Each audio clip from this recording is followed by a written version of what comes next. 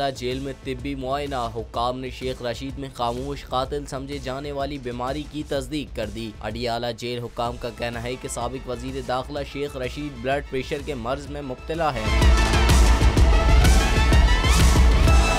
इस्लामाबाद की मकामी अदालत ने शेख रशीद को 14 रोज़ा जुडिशनल रिमांड पर जेल हुक्काम के हवाले किया कि जहां जेल मैनुअल के मुताबिक शेख रशीद का तिब्बी मुआयना किया गया। दौरान मुआयना इंकिशाफ हुआ कि शेख रशीद ब्लड प्रेशर के मर्ज में है, ताहम शेख रशीद का बाकी मुआयना नॉर्मल रहा। जेल हुक्काम का कहना है कि शेख रशीद को ज़रूरी अद्वियात फराहम करके हाई सिक्योरिटी बैरक में बंद कर दिया गया है।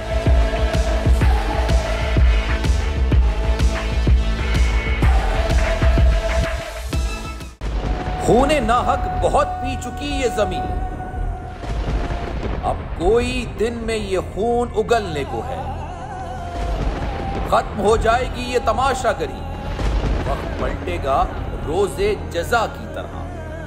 ये जो पेशावर में ताजा लहू है बहा, एक क़यामत करेगा फलक पर बपा। गम की सलमनाक घड़ी में बोल सानह पेशावर में शहीद होने वालों के लवाहिकीन के साथ। सब्सक्राइब करें और बेल दबाएं ताकि कोई खबर रह न जाए।